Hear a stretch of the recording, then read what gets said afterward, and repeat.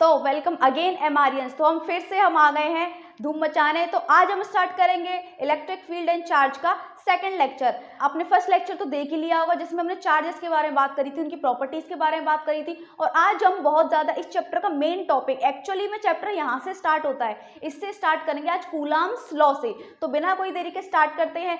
So let's together make your achievement real. तो चलिए start करते हैं कूलम्ब्स लॉ। तो कूलम्ब्स लॉ क्या कहता है? अब आपने 9th क्लास में ग्रेविटेशनल लॉ तो पढ़ा होगा। अब ग्रेविटेशनल लॉ का इससे क्या मतलब है दीदी? अब इसका मतलब है, मैं आपको समझाऊंगी आगे। तो अभी फिलहाल के लिए ये लिखो, ठीक है? अभी जो मैं लिखवा रही हूँ वो लिखना है कूलम्ब्स लॉ क्या होता है। The electrostatic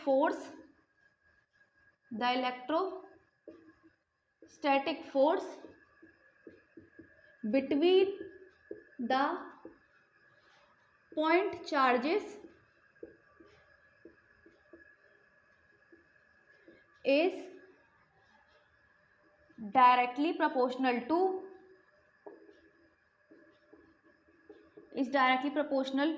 to the distance between the product of magnitude of charges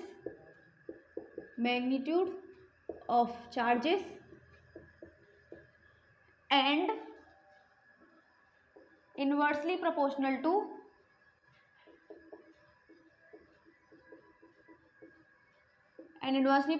to the square of distance between them. The square of distance between them. Okay तो ये मैंने क्या लिख दिया? ये मैंने लिख दिया the electrostatic force between the 2 point charges is directly proportional to the product of magnitude of charges and magnitude of charges कर देते हैं ना, and an inversely proportional to the square of distance between them. तो अब इसका मतलब हम समझेंगे। लेट सपोज हमने यहाँ पर दो चार्जेस पॉइंट चार्जेस लिए। पॉइंट चार्जेस मतलब बहुत ज्यादा छोटे, Q1 and Q2, Q1 and Q2। अब इनके बीच की डिस्टेंस है हमारी r। अब दो चार्जेस हैं और जैसे कि हमने फर्स्ट लेक्चर में पढ़ा था कि दो चार्जेस एक दूसरे पे फोर्स ना लगाएं, ऐसा कैसे हो सकता है? तो ये दोनों डिपेंड करेगा कि कौन से चार्जेस हैं। अगर पॉजिटिव पॉजिटिव हुए तो रिपल्शन शो करेंगे, नेगेटिव पॉजिटिव हुए तो अट्रैक्शन शो करेंगे। ओके तो अभी फिलहाल के लिए समझ लेते हैं कि ये मान लो रिपल्शन शो कर रहे हैं। ओके इलेक्ट्रोस्टैटिक फोर्स क्या होता है? इलेक्ट्रोस्टैटिक फोर्स होता है दो चार्जेस के बीच का फोर्स, कि वो या फिर तो वो एक दूसरे को अट्रैक्ट करेंगे या फिर क्या करेंगे, रिपेल करेंगे। क्योंकि अट्रैक्शन होगा, दो चार्जेस ये रहे, अगर ये अट्रैक्ट हो रहे हैं तो एक दूसरे पे फोर्स लगा रहे होंगे ना, और या फिर अगर ये रिपेल हो रहे हैं तो एक दूसरे पे फोर्स लगा रहे होंगे। तो ये इसी चीज को हम इलेक्ट्रोस्टैटिक फोर्स बोलते हैं कि दो चार्जेस के बीच का फोर्स कैसा है, अट्रैक्टिव है या फिर रिपल्सिव है। ओके तो फिर अब क्या है, तो the electrostatic force between 2 point charges. अब इन दोनों पॉइंट चार्जेस के बीच का इलेक्ट्रोस्टैटिक फोर्स कैसा होगा? यानी कि वो फोर्स होगा F is equals to F directly proportional. क्या लिखा? the electrostatic force between the point charges is directly proportional to the product of magnitude of charges। यानी कि इनके मैग्नीट्यूड के प्रोडक्ट Q1 एंड Q2। अब मैग्नीट्यूड मतलब इनका साइन हमें नहीं रखना कि पॉजिटिव नेगेटिव, उससे हमें कोई मतलब नहीं है। हमें सिर्फ मतलब है इनके मैग्नीट्यूड से कि इनका मैग्नीट्यूड क्या है, 10 कूलम है, 8 कूलम है, 9 कूलम है, 15 कूलम है। ओके और देन नेक्स्ट आगे लिखा है and inversely proportional to the square of the distance between them. यानी कि अब ये इनवर्सली प्रोपोर्शनल हो जाएगा स्क्वायर ऑफ द डिस्टेंस। मैंने r डिस्टेंस मानी है इन दोनों के बीच की, तो square of the distance between them. तो ये फर्स्ट इक्वेशन, ये सेकंड। और बाय फर्स्ट एंड सेकंड हमने क्या पढ़ा? F is directly proportional to Q1 magnitude, Q2 magnitude upon r square. अब क्या होगा? अब देखो, अब प्रोपोर्शनलिटी का साइन हटता है तो हमने हमेशा क्या पढ़ा है? हमने पढ़ा है कि यहाँ पर एक कोई कांस्टेंट लगता है, तो यहाँ पर लगेगा F is equals to K Q1 Q2, ये मैग्नीट्यूड है। अब ये मैं अब बार बार नहीं लिखूंगी, तो ये हो जाएगा r स्क्वायर। तो ये बन गया हमारा कूलम्ब्स लॉ। अब ये थोड़ा थोड़ा वैसे लग रहा है जब हमने ग्रेविटेशनल लॉ पढ़ा था 9th क्लास में, कि जब के दो बॉडीज हैं यूनिवर्स में, जितनी भी बॉडीज हैं वो एक दूसरे को क्या कर रही हैं, अट्रैक्ट कर रही हैं। लेकिन वहां पर बस फर्क इतना था, वो हमेशा अट्रैक्टिव फोर्स था, वो अट्रैक्टिव था। लेकिन यहाँ पर दोनों हो सकता है, रिपल्सिव भी और अट्रैक्टिव भी। तो कुछ वो इस तरीके का आता था, G is equals to M1 sorry G F is equals to gravitational force is equals to G M1 m2/r²। तो ये थोड़ा थोड़ा इसकी तरह लग रहा है। ओके, तो फिर ये सेम ही है। ओके, अब नेक्स्ट आगे चलते हैं, k के बारे में पढ़ेंगे। k के बारे में पढ़ेंगे, यानी कि अब ये k जो लगाया हमने वो क्या है, क्योंकि हमने जब ये पढ़ा था F = g m1 m2/r², तो ये g था वो एक यूनिवर्सल कांस्टेंट था। यूनिवर्सल कांस्टेंट मतलब होता है कि जिसकी वैल्यू कभी भी चेंज नहीं होगी। कहीं पे भी चले जाओ, आप अर्थ पे हो तो भी जी की वैल्यू 6.6 10⁻11 रहेगी, और अगर तुम चले जाओ कहाँ पर, मार्स पर, तब भी वहां पर वैल्यू जी की चेंज नहीं होगी। ये एक यूनिवर्सल कांस्टेंट है। देन लेकिन अगर हम के की बात करें, के हमारा यूनिवर्सल कांस्टेंट नहीं है, के की वैल्यूज चेंज होंगी बार बार। अब के की वैल्यू चेंज कैसे होंगी, तो फिर यानी कि अगर के की वैल्यू चेंज हो रही तो वो किसी चीज पे तो डिपेंड कर ही रहा होगा। तो हाँ, अब हम पढ़ेंगे के के बारे में कि आखिर के क्या कह रहा है। तो अबाउट के इज क्या है, के हमारा कांस्टेंट है, के हमारा है डाई इलेक्ट्रिक कांस्टेंट, जिसका पूरा नाम क्या है, dielectric constant, dielectric constant. अब के इज डिपेंड ऑन, के बारे में कुछ बातें पढ़ते हैं हम। सबसे पहले के को हम लिख सकते हैं k = 1/4 πε0, दिस इज ε0, और इसका k = दिस, और इस पूरे की वैल्यू अगर हम लिखना चाहें तो 9 × 10⁻9 न्यूटन मीटर स्क्वायर कूलम -2, यानी कि ये यूनिट है, क्योंकि k को उधर ले जाओ तो फिर न्यूटन, इसकी न्यूटन × m² कूलम का स्क्वायर। अभी ठीक है, और फिर next the value of k is depend on the medium present between the charges, यानी कि इन दो चार्जेस के बीच का क्या मीडियम है, क्या वो एयर है या फिर क्या वो वाटर है या फिर क्या वो कुछ भी हो।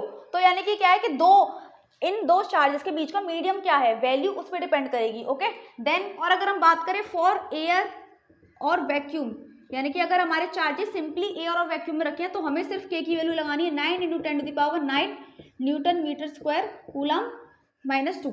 ओके, तो फिर क्या है, इसका मतलब क्या है, के क्या है हमारा, के इज इक्वल टू 1/4 πε0 दिस, और जिसकी वैल्यू क्या होती है 9 × 10⁻9, और द वैल्यू ऑफ के is depend on the medium present between the charges, कि उन दोनों के बीच में, चार्जेस के बीच में क्या मीडियम प्रेजेंट है, के की वैल्यू उस पर डिपेंड करेगी। तो मतलब के की वैल्यू बार बार चेंज होगी, जैसे मीडियम चेंज हुआ वैसे के की वैल्यू चेंज हो जाएगी। लेकिन अगर हम एयर और वैक्यूम की बात करें तो उसके लिए हमारी यूनिट, उसके लिए हमारी वैल्यू क्या हो जाएगी, 9 × 10⁻9 हो जाएगी। ओके, तो ये था हमारी के बारे में कुछ बातें। अब हम बात करेंगे किसके बारे में, अब हम बात करेंगे थोड़ा ε0, ये जो वर्ड हमने सुना ये क्या है, ε0 के बारे में बात करेंगे। तो ε0 क्या होता है, ε0 होता है permittivity of free space, permittivity of free space. अब ε0 क्या होता है, परमिटिविटी ऑफ फ्री स्पेस। अब नाम से देखो क्या लग रहा है, परमिटिविटी, परमिटिव मतलब किसी को परमिट देना, मतलब किसी को परमिशन देना। अब ये किस चीज की परमिशन दे रही है, ये इसकी चीज की परमिशन दे रही है कि हाँ कोलम्बियन फोर्स इसमें एक्ट कर सकता है। अब कोलम्बियन फोर्स क्या है, ये जो हमने पूरा पढ़ा, अब Q1 और Q2 के बीच में जो फोर्स लग रहा है उसको हम कोलम्बियन फोर्स भी बोलते हैं, फिर बोल सकते हैं इलेक्ट्रोस्टैटिक फोर्स भी, जो कि हम अपने स्टार्टिंग में पढ़ा था। तो इलेक्ट्रोस्टैटिक फोर्स को हम कोलम्बियन फोर्स बोल सकते हैं। लेकिन कोलम्बियन फोर्स में क्या हो जाएगा कि डिस्टेंस r किसी सर्टेन डिस्टेंस पे रखे होने चाहिए ये, और उनका फोर्स मैग्नीट्यूड का मल्टीप्लाई होना चाहिए, ये सब है ना। तो यानी कि परमिटिविटी ε0 हमें बताएगा कि ये हाँ फोर्स अप्लाई हो सकती है, फोर्स अप्लाई हो सकती है एक्चुअल में। अगर हम Q1 ले यहाँ पे और क्या ले Q2 और R, और अगर ये दोनों एक दूसरे पे फोर्स लगा रहे हैं तो वो किसने अलाउ किया है, वो अलाउ किया है इसके बीच के मीडियम ने, यानी कि ε0 ने। ε0 अलाउ करता है कि हाँ फोर्स लग सकती है। ओके, यानी कि अगर हम मीडियम चेंज करते हैं, क्या करते हैं मीडियम चेंज, लेट्स सपोज अभी यहाँ पे एयर थी, अब मैंने यहाँ वाटर भर दिया, क्या भर दिया वाटर, अब क्या होगा, अब हो सकता है कि फोर्स कम हो जाए, क्योंकि अब ये परमिटिविटी कम, अब ये परमिट कम करेगा। क्यों करेगा, क्योंकि तुम सोचो Q1 एंड Q2 एयर के पार्टिकल्स दूर दूर होंगे तो इजीली फोर्स आराम से लग सकता है। लेकिन अगर हम बात करें कोई मीडियम अगर इसमें आ जाए, मीडियम अगर इसमें कोई आ जाए तो फिर हमें परमिटिविटी, हमें परमिट तो करेगा वो लेकिन कम, क्योंकि फोर्स की इंटेंसिटी कम हो जाएगी। अब जो फोर्स था वो जितना स्ट्रांगली वो एयर में लग रहा था वो इसमें नहीं लग पाएगा। तो एक तरीके से ε0 परमिटिविटी ऑफ फ्री स्पेस क्या है, वो एक प्रॉपर्टी है मीडियम की। ये मीडियम की प्रॉपर्टी है जो कि अलाउ करता है किसी भी दो चार्जेस को कि यहाँ पर कोलम्बियन फोर्स एक्ट कर सकती है। ओके, तो फिर हमें एप्सिलॉन नॉट में हम लिख सकते हैं it is the property of medium, it is the property of medium which it is the property of medium which allow the Coulombian force to act between the charges placed in this medium, placed in it, यानी कि इस medium में जो charges रखे हैं उनको वो allow करती है कि हाँ तुम फोर्स को क्या कर सकते हो, लगा सकते हो। अब एप्सिलॉन नॉट की वैल्यू होती है, अब एप्सिलॉन नॉट की वैल्यू क्या होगी, एप्सिलॉन नॉट की वैल्यू होगी 8.85 10⁻⁻12 newton, 10⁻⁻12 newton metre coulomb. Okay, इस तरीके की क्या हो जाएगी हमारी यूनिट ये हो जाएगी, यानी कि एप्सिलॉन नॉट की ये वैल्यू है। ये अगर हम पूरी के की बात करें तो ये है, लेकिन अगर सिंपली स्पेशली हम एप्सिलॉन नॉट की बात करें तो फिर हमारी ये हो जाएगी। ओके, तो ये भी 8.85 10⁻⁻12 न्यूटन इतनी हो जाएगी हमारी। ओके, फिर नेक्स्ट हम चलते हैं क्या, नेक्स्ट हम इसकी देखेंगे कि डायमेंशंस क्या हैं, डायमेंशंस यानी कि इसकी यूनिट कैसे आई, ये अभी हम यूनिट देख लेते हैं, आगे वीडियो में हम डायमेंशन देख लेंगे। तो अभी हम यूनिट देखते हैं। ओके, तो देखो हमने क्या पढ़ा, F is equals to K Q1 Q2 upon are square, ये हमने पढ़ा। अब इसको मैं क्या लिख सकती हूँ, F is equals to 1/4 pi epsilon naught Q1 और Q2 आर स्क्वायर। अब एप्सिलॉन नॉट की वैल्यू निकालनी है, यानी कि एप्सिलॉन नॉट को ले जाओ उधर और फोर्स को ले आओ इधर, तो epsilon naught is equals to force, sorry epsilon naught ऊपर चला गया तो यहाँ पर Q1 और Q2 बचा, नीचे 4 पाई एफ आर स्क्वायर ये बचा। अब यहाँ पर यूनिट क्या हो जाएगी, इनकी कूलम यानी कि कूलम स्क्वायर हो जाएगी। ओके, 4 पाई इनकी कोई यूनिट नहीं होती, न्यूटन अपॉन न्यूटन, और बगल में कौन है, मीटर स्क्वायर। और जब हम इसे ऊपर लिखते हैं तो इसकी यूनिट हो जाती है क्या, कूलम न्यूटन मीटर, यानी कि ये इस तरीके से इसकी यूनिट हो जाती है, यानी कि बिल्कुल ऐसे ये वाली। तो एप्सिलॉन नॉट और हमारा के और हमारे जो कूलम्स लॉ था ये हमारा पूरा हो चुका है कि कूलम्स लॉ हमने ये पढ़ा, हमने फिर के बारे में पढ़ा, के क्या होता है, और देन हमने पढ़ा परमिटिविटी ऑफ फ्री स्पेस ये क्या होता है। ओके, तो याद रखना ये एक प्रॉपर्टी है जो कि क्या करती है, अलाउ करती है फोर्स को कि हाँ तुम यहाँ पर एक्ट कर सकते हो, यानी कि तुम लग सकते हो, है ना। देन इसकी वैल्यू ये होती है, यूनिट ये होती है ये, और ये के भी हमारा ये है कि जिस के की वैल्यू डिपेंड करेगी किस पे डिपेंड करेगी, मीडियम पे डिपेंड करेगी। ये हमारा एक डाइलेक्ट्रिक कांस्टेंट है जिसकी वैल्यू ये होती है। और कूलम्स लॉ तो आपने पढ़ा कि दो चार्जेस के बीच का डिस्टेंस हो तो फिर ये उनके प्रोडक्ट के मल्टीप्लाई के बराबर होती है, और जो डिस्टेंस है उनका स्क्वायर के इनवर्सली प्रोपोर्शनल होती है। देन हमारा ये था, तो एक्चुअल कूलम्स लॉ हमारा ये है। ओके, तो आगे चलते हैं, अभी के लिए नोट करो इसे। तो हम पढ़ेंगे रिलेटिव परमिटिविटी की क्या डायमेंशन। ओके, तो इसका नाम absolute permittivity of free space होता है पूरा नाम इसका। तो ओके, चलो चलते हैं इसकी डायमेंशंस पे। अभी यूनिट हमने क्या पढ़ी थी, यूनिट तो हमने पढ़ ली थी, यूनिट इसकी क्या थी, यूनिट थी इसकी न्यूटन मीटर स्क्वायर कूलम का स्क्वायर, ऐसे ये इनवर्स में था। ओके, या फिर ऐसे बहुत सारे बच्चे ऐसे लिख देते हैं इसे, तो ये भी ठीक है। ओके, तो अब हम चलते हैं डायमेंशंस पे। डायमेंशंस के लिए हम लिखेंगे Coulomb's law, Q1 Q2 K is equals K Q1 into Q2 upon are square. अब K को हम क्या लिख सकते हैं, K को हम लिख सकते हैं F इज इक्वल्स टू, अब हम सबसे पहले स्टार्टिंग के लिए हम लिखेंगे कूलम्स लॉ के Q1 Q2 upon are square. अब K को हम क्या लिख सकते हैं, K को लिख सकते हैं 1/4 pi epsilon naught Q1 Q2 और आर स्क्वायर। अब एप्सिलॉन नॉट को उधर ले जाएंगे तो एप्सिलॉन नॉट इधर और 1/4 पाई Q1, अभी से मल्टीप्लाई कर लेते हैं पहले ही, एप्सिलॉन नॉट को उधर ले जाएंगे तो हमारा क्या हो जाएगा Q1 Q2 upon F R square, और 4 पाई हमने यहाँ लगा दिया। ओके, अब देखो क्या होगा, अब Q की डायमेंशंस क्या होती हैं, डायमेंशंस आपने 11th क्लास में पढ़ा होगा।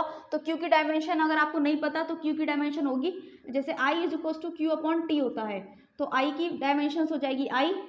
ओके, और सॉरी I की डायमेंशन क्या हो जाएगी, एम्पियर, तो एम्पियर हो जाएगा इसका, और Q इज इक्वल्स टू और टाइम का T हो जाएगा। तो डायमेंशंस Q की निकल आती है यहाँ से AT, Q की डायमेंशंस निकल आई AT, मल्टीप्लाई हो जाएगा। तो ऐसे ही हम एप्सिलॉन नॉट आएंगे तो AT और ये AT अपॉन, अब F है, F का तो डायरेक्टली सबको याद रहता है MLT-2, और आर स्क्वायर है तो ये लेंथ है, तो फिर हम ये करेंगे एल स्क्वायर। ओके, और आगे बढ़ते हैं फिर हम, ये ए स्क्वायर हो जाएगा, ये टी स्क्वायर हो जाएगा, तो epsilon naught is equal to ये ए स्क्वायर और टी स्क्वायर। देन नेक्स्ट है एम एल टी, यानी कि एम ये रहेगा, अब देखो एल स्क्वायर और एल वन, तो एल क्यूब हो जाएगा, ये क्या हो जाएगा एल क्यूब, और ये टी माइनस टू। अब ऊपर ले जाओ, ऊपर ले जाने से क्या होगा, ये ए स्क्वायर का ए स्क्वायर रहेगा, अब टी ऊपर चला जाएगा तो माइनस का होगा प्लस का हो जाएगा, यानी कि टी फोर हो जाएगा ये। ओके, और एम ऊपर गया तो एम माइनस वन, और ये हो जाएगा एल माइनस थ्री। तो ये हमारी आ गई डायमेंशन, ये हमारी आ गई dimension A square T four M minus one और एल माइनस थ्री। अब हम आगे पढ़ेंगे relative permittivity of space medium, तो हम पढ़ेंगे ये पढ़ेंगे हम रिलेटिव परमिटिविटी ऑफ मीडियम। इसका मतलब क्या है, इसका मतलब ये है कि अगर अभी तो हमारा सिर्फ क्या था, फ्री स्पेस या फिर एयर था या फिर वैक्यूम था, तो हमने सिंपली लिखा एप्सिलॉन नॉट, लेकिन इन एनी हाउ अब जैसे कि मैंने बताया कि मीडियम आते ही एप्सिलॉन नॉट क्या हो जाएगा, उसे डिफरेंटली ट्रीट करेगा, यानी कि अलाउ, जरूरी नहीं है कि एयर वाला जिस तरीके से अलाउ कर रहा है कि हाँ फोर्स लग सकती है, तो दूसरा मीडियम में उस तरीके से अलाउ करे। तो यानी कि रिलेटिव परमिटिविटी हमें निकालनी पड़ेगी, जैसे कि आपको याद है रिलेटिव डेंसिटी का कॉन्सेप्ट, कि हमें वाटर की डेंसिटी पता होती थी, है ना, तो फिर हम रिलेटिव डेंसिटी निकालते थे वाटर के ही एक्सपेक्ट में। तो ऐसे ही हम यहाँ करेंगे रिलेटिव परमिटिविटी निकालेंगे किसके, एप्सिलॉन नॉट यानी कि फ्री स्पेस के रेस्पेक्ट में। तो यहाँ पर हम रिलेटिव परमिटिविटी को हम लिख सकते हैं E R is equals to permittivity of a medium, किसी मीडियम का, और ये हो जाएगा नीचे एप्सिलॉन नॉट, यानी कि एप्सिलॉन नॉट आपको पता है ना, परमिटिविटी ऑफ फ्री स्पेस यानी कि एयर। ओके, तो ये इसको हम क्या लिख सकते हैं, अच्छा relative permittivity of any medium क्या आ जाएगा, फिर हम इसे इधर ले आएंगे, यानी कि E R into E not और ई एम। ओके, तो ये हो जाएगा हमारा इस तरीके से कि अगर हमें किसी मीडियम का, ये तो रिलेटिव हो गया, ओके, तो किसी मीडियम का बताना है कि हम किसी और मीडियम में काम कर रहे हैं, तो फिर उसका एप्सिलॉन नॉट हम एप्सिलॉन नॉट एम लिखेंगे। ओके, एप्सिलॉन एम लिखेंगे। ओके, और ये एप्सिलॉन एम की वैल्यू क्या आएगी, क्योंकि रिलेटिव की हो जाएगी हमारी किसी मीडियम की परमिटिविटी अपॉन एयर की परमिटिविटी, और जैसे हमें मीडियम का निकालना है तो हम इसे क्या कर देंगे, जाके इनटू कर देंगे। और देखो ई आर को हम क्या लिखते हैं, ई आर को ही हम लिखते हैं के, क्या लिखते हैं के, तो हम डायरेक्टली इसे ऐसे भी लिख सकते हैं कि के इंटू एप्सिलॉन नॉट और ये ई एम, तो ये हमारा हो गया। अब नेक्स्ट, अब हम चलते हैं कि क्या होगा। अब देखो क्या है, एफ इज इक्वल्स टू, मैंने ये लिखा मीडियम, किसी मीडियम में लग रही है, यानी कि अब हमारे जो चार्जेस है, चार्जेस के बीच का मीडियम मैंने चेंज कर दिया, अब वो कुछ भी मीडियम हो सकता है, तो मैंने यहाँ पर एम ले लिया, तो फिर हमारा हो जाएगा के Q1 Q2 upon are square. Okay, अब देखो क्या होगा, अब F M is equals to 1 upon 4 pi epsilon naught, नहीं एप्सिलॉन नॉट नहीं डालना, एप्सिलॉन नॉट तभी डालना है जब एयर हो, तो हमें डालना है मीडियम, क्या डालना है मीडियम, और ये हो जाएगा Q1 Q2 upon are square. फिर नेक्स्ट हो जाएगा F M is equals to, अब देखो ई एम की वैल्यू क्या है, हमने निकाली थी, E M is equals to relative permittivity या फिर ई आर, या फिर डायरेक्टली हम के इंटू एप्सिलॉन नॉट भी लग सकते हैं, तो 1 अपॉन 4 पाई, तो हम लिख देंगे E R E naught Q1 Q2 upon are square. अब ई आर, अब F M is equals to क्या हो जाएगा, एफ एम हो जाएगा 1 upon 4 pi epsilon naught Q1 Q2 upon, इसको मैं क्या कर दूं, इसको मैं चेंज करके के लिख सकती हूँ, क्या लिख सकती हूँ, के एप्सिलॉन नॉट। अब देखो मैंने एप्सिलॉन नॉट को इधर ले आई और उधर को इसे इधर कर दिया इस तरीके से। ओके, अब देखो ध्यान से देखो, ये चीज़ हमने कहाँ पढ़ी है, ये चीज़ हमने कहाँ पढ़ी है, जल्दी बताओ, 1 अपॉन 4 पाई, और इसको भी ले लो साथ में, चलो के को मैं उधर कर देता हूँ आर स्क्वायर, और ये, तो ये अब बताओ क्या कहाँ पढ़ी है ये चीज़ हमने कहाँ पढ़ी है, ये हमने पढ़ी है मीडियम में, जब हमने कूलम्ब्स लॉ पढ़ा था तो हमने पढ़ा था K is equals to Q1 Q2 upon are square, ये हमने पढ़ी थी ये चीज़। और के यहाँ पर क्या है, 1 अपॉन 4 पाई एप्सिलॉन नॉट, और जब 1 अपॉन 4 पाई एप्सिलॉन नॉट आ जाए Q1 Q2 upon are square, तो हमारा क्या हो जाता है, ये एयर का हो जाता है, तो मैं यहाँ पर क्या लिख सकती हूँ, direct F M is equals to F O लिख दूँ। ओ हमने क्यों लिखा, ओ हमने लिखा एयर को डिनोट करने के लिए, सिंपल इसे डिनोट करने के लिए, या फिर आप डायरेक्ट एफ लिख दो। ओके, हम क्या लिख सकते हैं, डायरेक्ट एफ, हमने डायरेक्ट क्या लिख दिया, एफ लिख दिया, क्योंकि हमने पूरा उठा के क्या लिख दिया, एयर का है, ये हमने देखा कि ये किससे रिलेट कर रहा है, ये एयर का है, यानी कि जब हमारी परमिटिविटी एप्सिलॉन नॉट थी, तो ये पूरा उठा के हमने लिख दिया, और नीचे क्या बचा, के, तो ये आ गया हमारा रिलेटिव परमिटिविटी, यानी कि अगर हमारे मीडियम चेंज हुआ तो फोर्स के टाइम डिक्रीज हो जाएगा। क्या हो जाएगा? के टाइम डिक्रीज। लेट सपोज जैसे मान लो कि एयर में जो है फोर्स 80 न्यूटन का लग रहा है। क्या लग रहा है? 80 न्यूटन। लेकिन अब तुमसे पूछा है कि इस मीडियम में, कोई मीडियम है हमारा एम नाम का, और उन्होंने बोला है कि इस मीडियम का डाइलेक्ट्रिक कांस्टेंट है हमारा 8। क्या है? 8 है डाइलेक्ट्रिक कांस्टेंट। तो फोर्स कितना लगेगा? तो तुम्हें सिंपल कुछ नहीं करना कि एयर में अगर 80 लग रहा है और उस मीडियम का डाइलेक्ट्रिक कांस्टेंट दे रखा है, तो एयर में 80 और फिर मीडियम का 8 यानी कि डाइलेक्ट्रिक कांस्टेंट दे रखा है, तो ये 10 न्यूटन हो जाएगी, यानी कि उस मीडियम में ये 8 टाइम डिक्रीज हो जाएगी। सिंपल कहने का मतलब सिर्फ इतना ही है कि जैसे ही मीडियम चेंज होगा वैसे ही हमारा क्या है? फोर्स के टाइम डिक्रीज हो जाएगा। उस मीडियम का जितना भी डाइलेक्ट्रिक कांस्टेंट होगा वो क्या हो जाएगा? के टाइम डिक्रीज हो जाएगा। ओके, तो फिर ये आगे लिखो डायमेंशंस, और ये रिलेटिव परमिटिविटी ऑफ मीडियम हमने पढ़ लिया। देन अब हम पढ़ेंगे कि वेक्टर फॉर्म क्या होती है कूलम्ब्स लॉ की। तो अब हम पढ़ेंगे कूलम्ब्स लॉ की वेक्टर फॉर्म। अभी हमने जो पढ़ी वो थी उसकी मैग्नीट्यूड, यानी कि F = Q1 Q2 upon R², यानी कि डायरेक्शन के बारे में कोई बात नहीं करी जाती है ना। लेकिन अब हम पढ़ेंगे वेक्टर फॉर्म। जैसे कि हमें पता है कि फोर्स हमारी क्या है? एक वेक्टर क्वांटिटी है, तो मैग्नीट्यूड तो हमने बता दिया, तो डायरेक्शन का क्या होगा? तो डायरेक्शन हम पढ़ने वाले हैं। ओके, तो फिर हम लिखेंगे vector form of Coulomb's law. अब vector form of Coulomb's law क्या होती है? अब देखो सिंपल, मैं यहाँ पर क्या करूँ, ये हमारा x है, ये y है, ये x है, और यहाँ पर रखा है हमारा Q2 चार्ज, और यहाँ पर रखा है हमारा Q1 चार्ज, और ये है ओरिजिन और ये है ओरिजिन। अब जैसे कि हमें पता है ओरिजिन से इसकी डिस्टेंस हमारी क्या है? R2 है लेट सपोज, और यहाँ से डिस्टेंस क्या है? R1। तो अब देखते हैं क्या, अब इन दोनों के बीच की डिस्टेंस क्या होगी? अब इन दोनों की डिस्टेंस क्या है? अब r नहीं लेनी जो हमने उसमें लिया था कूलम्ब्स लॉ में, मतलब r नहीं लेनी, तो यहाँ पर क्या होगा? यहाँ पर हम वेक्टर के फॉर्म में बात करें तो यहाँ पर हमें वेक्टर लेना पड़ेगा। तो देखो ध्यान से देखो, अगर हम यहाँ से यहाँ जाएं, क्या जाएं? यहाँ से यहाँ, तो r1 से r2, तो वेक्टर हो जाएगा हमारा r1 से r2, r1 से r2। और अगर हम q2 के लिए बात करें, q2 से q1, तो इसके लिए हो जाएगा हमारा 2 से 1। डिस्प्लेसमेंट वेक्टर की मैं यहाँ बात कर रही हूँ। तो अगर मैं देखो ध्यान से देखो, Q1 से Q2 जा रहे हैं, Q1 से Q2 जा रहे हैं, तो हम इधर की साइड जा रहे हैं, इधर की साइड। Q1 से Q2 जा रहे हैं तो हम इधर की साइड जा रहे हैं, तो R1 से R2 जो कि हमने ये लिखा R1 से R2, और Q2 से Q1 पे आ रहे हैं, तो मतलब इधर की डायरेक्शन में, तो R2 से हमारा हो जाएगा R1, ये हो जाएगा हमारा। ओके, और अगर हम इसको ऐसे लिखना चाहें, डिस्प्लेसमेंट वेक्टर में हमने क्या पढ़ा है? डिस्प्लेसमेंट वेक्टर में हमने पढ़ा है R1 R2, तो हम कैसे लिख सकते हैं इसे लिख सकते हैं R2 माइनस R1। इस तरीके से मैं इसे लिख सकती हूँ R2 माइनस R1, यानी कि फाइनल माइनस इनिशियल। इनिशियली हमने 1 से स्टार्ट किया और 2 पे गए, तो फिर हमारा ऐसे डिस्प्लेसमेंट वेक्टर क्या आ जाएगा? R2 minus R1। और अगर हम इसके लिए लिखना चाहूँ मैं R2 R1, तो इसके लिए लिखना चाहूँ तो R1 माइनस R2।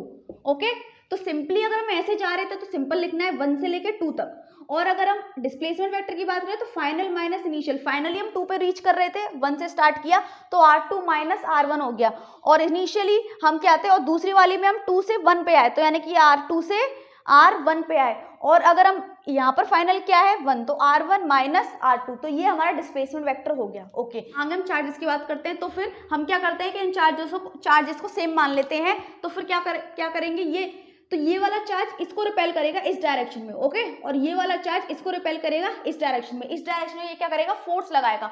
अब देखते हैं क्या होगा। अब मैं बोलूँ Q2 पे कितना फोर्स लगा। अच्छा, Q2 पे फोर्स लगा कौन रहा है? Q1 लगा रहा है फोर्स। तो इसको हम लिखेंगे कैसे? वेक्टर फॉर्म में। इसको हम लिखेंगे कि फोर्स ऑन 2 ड्यू टू 1। क्या लिखेंगे? फोर्स ऑन 2 ड्यू टू 1, यानी कि जिस पे लग रहा है वो आगे आएगा, और जो लगा रहा है वो क्या आएगा? पीछे।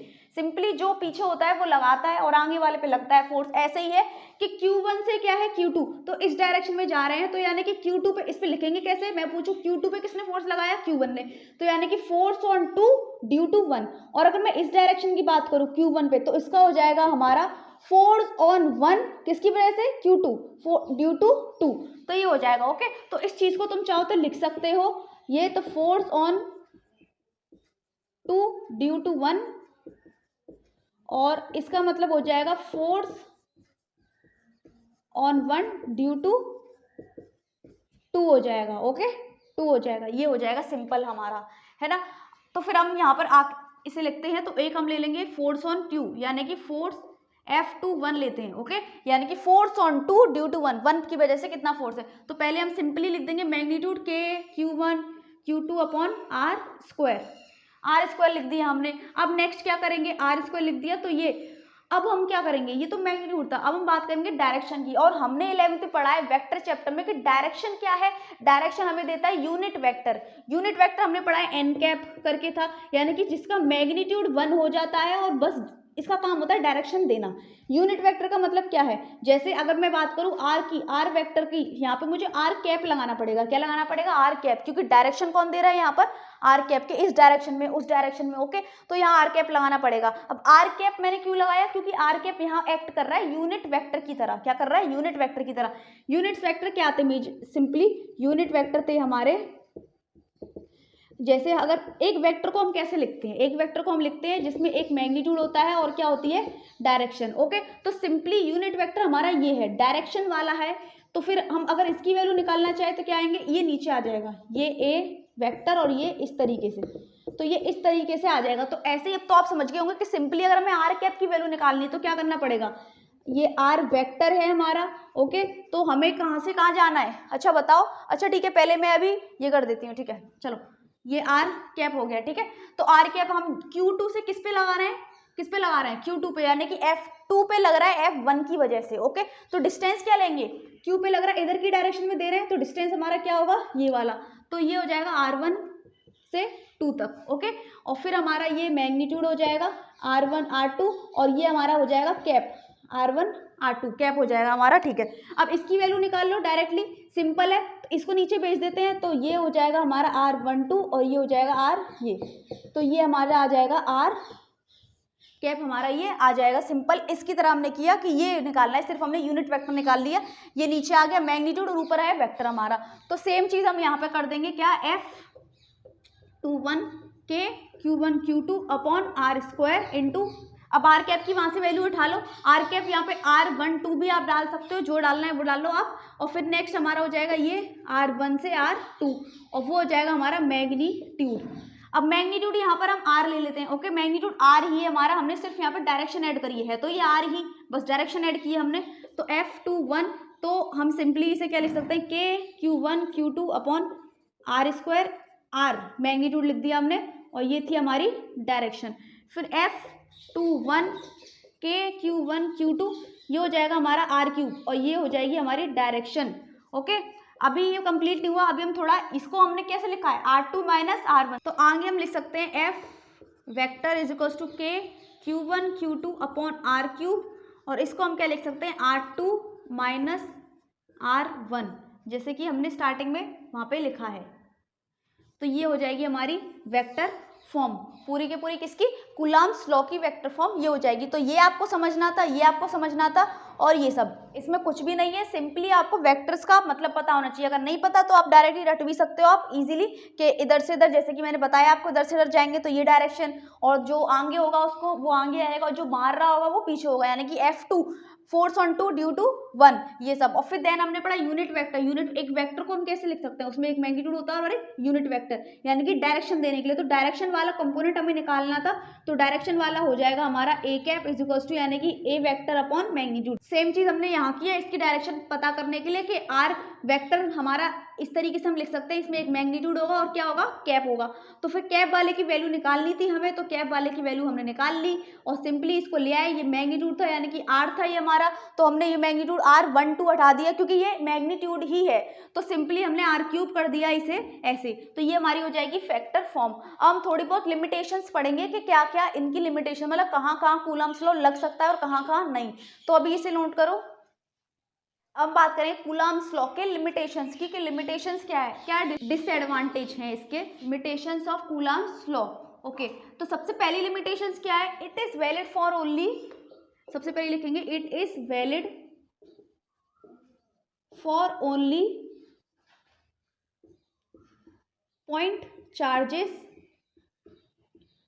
और spherically symmetric charges, not for irregular shaped charges, यानी कि पहला पॉइंट क्या है कि ये वैलिड है पॉइंट चार्जेस के लिए, यानी कि बहुत ज़्यादा छोटे चार्जेस के लिए क्या है, वैलिड है। अगर हम लार्ज अमाउंट में चार्जेस लाएं तो मतलब ये वैलिड नहीं रहेगा। ये चार्ज हमारा किसी भी शेप में डिस्ट्रीब्यूटेड है, इधर इधर उधर उधर, तो फिर यहाँ पर कूलम्स लॉ नहीं लग सकता। लेकिन एक पॉइंट पे अगर चार्ज कंसंट्रेटेड है, इधर ऐसे इस तरीके से कंसंट्रेटेड है, तो हम क्या करेंगे, उसको एक पॉइंट चार्ज एज्यूम करके कूलम्स लॉ उस पर लगा देंगे। लेकिन इसकी भी कुछ कंडीशंस होती है जो कि हम आगे पढ़ेंगे क्या। तो देखो Q1 Q2, तो यानी कि ये हमेशा स्फेरिकल या फिर तो पॉइंट चार्जेस हो, बहुत ज़्यादा छोटे चार्जेस, या फिर वो स्फेरिकली सिमेट्रिक हो, यानी कि स्फेरिकल चार्जेस के लिए, इस तरीके से चार्जेस के लिए ये क्या कूलम्स लॉ एप्लीकेबल है। लीनियर चार्जेस के लिए नहीं है कि अगर हमारे चार्ज इस तरीके से है Q1 Q2 Q इस तरीके से है तो फिर ये यहाँ पर वैलिड नहीं करेगा। इर्रेगुलर शेप चार्जेस के लिए भी वैलिड नहीं है ये, इस तरीके से कि ये हमारा चार्ज है, इसके लिए भी ये वैलिड नहीं है। तो ये इसका मेजर ड्रॉबैक है कि क्या ये हमेशा पॉइंट चार्जेस के लिए ही हम लगाएंगे या फिर जो स्फेरिकली सिमेट्रिक है उनके लिए। इर्रेगुलर शेप चार्जेस के लिए ये नहीं लगेगा। नेक्स्ट आगे चलते हैं कि it is valid for only, it is valid for only static charges, not for moving charges. ये स्टैटिक चार्जेस के लिए वैलिड है, यानी कि चार्जेस अगर रेस्ट पर होंगे तभी हमारा क्या लगेगा, कूलम्स लॉ लगेगा, हम कूलम्स लॉ लगा सकते हैं। लेकिन अगर चार्जेस मूव कर रहे हैं किसी वेलोसिटी से तो यहाँ पर हमारा कूलम्स लॉ नहीं लगेगा। नेक्स्ट है हमारा लास्ट है हमारा, it is valid for only the range 10 to the power minus 15 meter to 10 to the power 18 meter, and when the distance is less than 10 to the power minus 15, nuclear force will dominate। Okay, इसका मतलब क्या है कि अगर ये जो charges है, ये जो कूलम्स लॉ है वो सिर्फ कहाँ तक वैलिड है, 10 टू द पावर माइनस 15 से 10 टू द पावर 18 मीटर तक ये वैलिड है। यानी कि बहुत ज़्यादा शॉर्ट रेंज पे ये वैलिड नहीं होगा। जैसे ये चार्ज है Q1 Q2, इनके बीच की डिस्टेंस की रेंज ये होनी चाहिए। लेकिन अगर ये ज़्यादा क्लोज आ जाते हैं, let suppose 10 to the power minus 15 से भी और ज़्यादा क्लोज आ जाते हैं, तो फिर यहाँ पर कूलम्स लॉ वर्क नहीं करेगा, क्योंकि यहाँ पर एक और फोर्स आ जाती है जो कि हमारी होती है न्यूक्लियर फोर्स, क्योंकि उनके न्यूक्लियस बहुत ज़्यादा पास आ चुके हैं, तो जिसकी वजह से न्यूक्लियर फोर्स एक्ट में आ जाएगी, कूलम्स लॉ नहीं लग पाएगा। तो ये थी हमारी कूलम्स लॉ की कुछ लिमिटेशन। तो इस वीडियो में हमने कंप्लीट किया कूलम्स लॉ, उसकी वेक्टर फॉर्म, हमने कांस्टेंट पढ़ा, एप्सिलॉन नॉट पढ़ा, और देन हमने एट लास्ट पढ़ा हमने लिमिटेशंस ऑफ कूलम्स लॉ।